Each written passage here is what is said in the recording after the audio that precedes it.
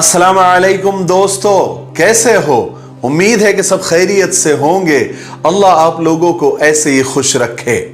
कुछ दिन पहले इरफान नाम के एक भाई ने गुजरात से अपनी एक सच्ची कहानी, अपनी एक रियल स्टोरी, अपनी आप बीती मुझे भेजी है। दरअसल वो स्टोरी क्या, एक सवाल है जो उन्होंने मुझसे किया है और मैं उसका जवाब देने की कोशिश करता हूं। वो लिखते हैं कि मेरा नाम इरफान है, मेरा ताल्लुक गुजरात से है। मैं आपके चैनल पर बहुत सारे लोगों की स्टोरीज देखता हूं। देखकर मुझे अपनी स्टोरी शेयर करने की मुझे थोड़ी सी हिम्मत हुई। एक तो आप मुझे समझाए भी और मेरी कहानी लोगों तक पहुंचाए ताकि लोग उससे कुछ सीखें। इरफान साहब कहते हैं कि कहानी शुरू होती है जब मैं स्कूल में था। मेरी क्लास में एक लड़की थी जो मुझे बेहद पसंद थी, लेकिन उस वक्त मैं बड़ा डरता था, शर्माता भी था। मुझे हिम्मत नहीं थी कि मैं उससे कुछ कह पाता। ऐसे ही वक्त गुजरता गया, मेरा स्कूल बदल गया और मैं कॉलेज तक पहुंच गया। और कॉलेज आने तक मैं उस लड़की को मुकम्मल भूल चुका था, यानी कंप्लीट भूल चुका था।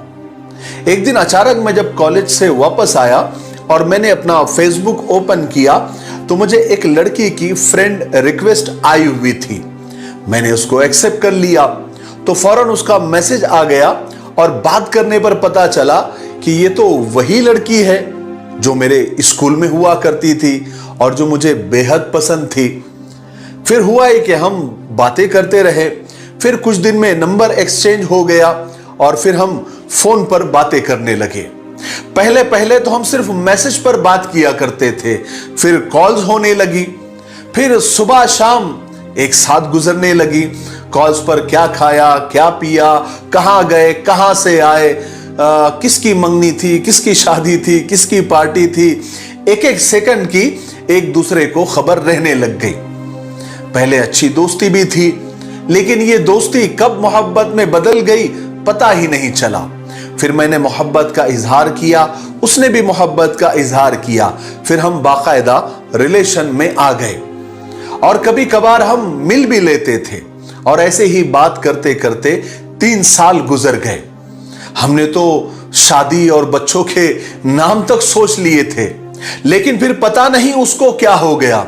वो आहिस्ता आहिस्ता बदलने लगी, चेंज होने लगी, कम बात करने लगी, लेकिन मुझे तो उसके बगैर रहा ही नहीं जाता था। उससे बात किए बगैर मैं तड़पता था, लेकिन उसके कुछ समझ ही नहीं आती थी। वो मुझसे बात ही नहीं करती थी। फिर वक्त के साथ साथ उसने इतनी बात कम कर दी कि पहले हफ्ते में एक बात करने लगी थी, फिर बात महीनों तक पहुंच गई। ना वो मेरे कॉल्स रिसीव करती थी, ना मेरे मैसेज का रिप्लाई करती थी। और मैं रोता था, उसकी मिन्नतें करता था कि वो बस मुझे अपनी आवाज सुना दे, एक बार आवाज सुना दे। लेकिन फिर भी उसे मुझ पर तरस नहीं आता था और मुझे उसके बगैर चैन नहीं आता था। जब मैं पागल होने लगता था तो मेरे समझ में नहीं आता था कि मैं करूं तो क्या करूं। और इसी पागलपन में मैंने 2 बार अपनी जान लेने की कोशिश भी की, लेकिन मैं दोनों बार बच गया। लेकिन फिर भी उसे कुछ भी फर्क नहीं पड़ा कि मैं उसके लिए कितना तड़पता हूं।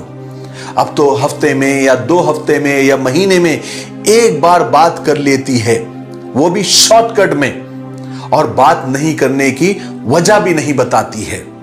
मैं रोता हूं, मिन्नतें करता हूं, हाथ जोड़ता हूं तो कहती है कि अब मैं तुमसे तंग आ गई हूं। 4 साल से यही बार बार यही कॉल, यही बातें कर करके मैं अब बोर हो चुकी हूं। अब तुम मेरा पीछा छोड़ दो, मेरा जब दिल करेगा तो बात कर लूंगी। अब तो हद हो गई कि उसने अपना नंबर भी बदल दिया और मुझे नंबर भी नहीं दे रही है। आप बताइए कि मैं क्या करूं? मुझे उसके बगैर, उससे बात किए बगैर रहा नहीं जाता। प्लीज आप मुझे समझाइए। मैं इस वीडियो के जरिए इरफान को जवाब देना चाहता हूं, बल्कि वो सारे नौजवानों को एक मैसेज देना चाहता हूं जो इस वीडियो को देख रहे हैं कि मेरे भाई इरफान, आपके साथ साथ हमारी नौजवान नस्ल का सबसे बड़ा मसला यही है कि वो आदत और मोहब्बत में फर्क नहीं कर पाते।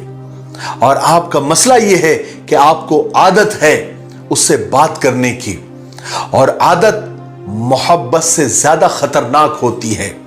किसी इंसान का नशा दूसरे नशों जैसा ही होता है, बल्कि उससे ज्यादा खतरनाक होता है।